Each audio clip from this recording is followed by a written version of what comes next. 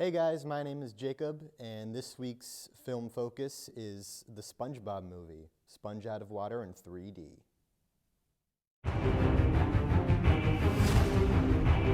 At last, it is mine. With this magic book, any evil plan I write comes true. But to harness its power, I need the final page that is protected deep below the surface by one legendary hero.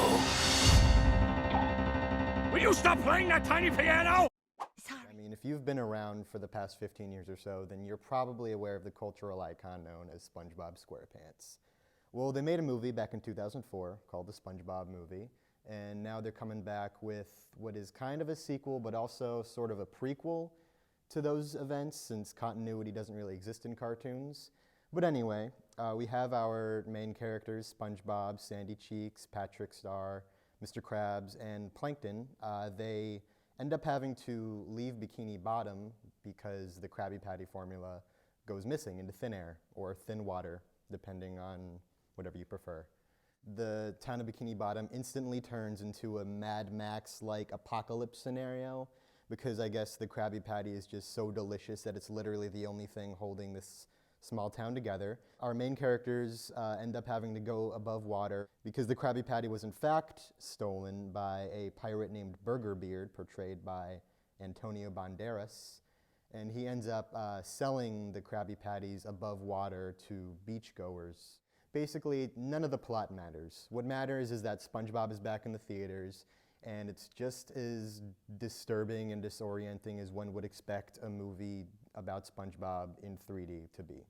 It's mostly a stylistic, wow, all these voice actors are really talented, wow, the show's been so consistent with its continuity over the years. But I mean, it still does kind of devolve into the Flanderization of characters like Patrick, who went from sort of a lovable oaf in 1999 to, actually mentally unstable in 2015.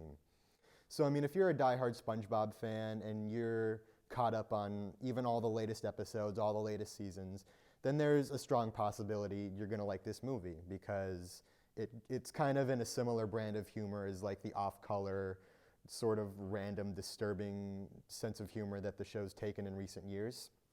But if your last really heartfelt experience with SpongeBob was the 2004 film, like mine was, you're probably not going to find a lot in Sponge Out of Water really worth paying for, especially since it's in 3D, so it's going to suck just a couple more dollars out of your wallet. I guess it really just depends on your degree of fandom for the series. That pirate's gonna destroy our world! Aren't you overreacting a bit? Patrick, what are you doing? Vandalizing stuff. Isn't that your house? I mean, if you're interested in the theory of cartoons, I'm sure such a thing exists, then maybe go check this movie out as sort of a case study on what happens when something becomes a cultural icon the way SpongeBob does.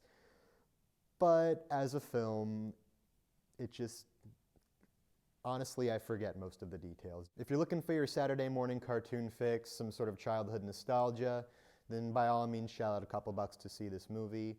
Otherwise, avoid it. There will be more SpongeBob episodes, probably more SpongeBob movies, and you can do better.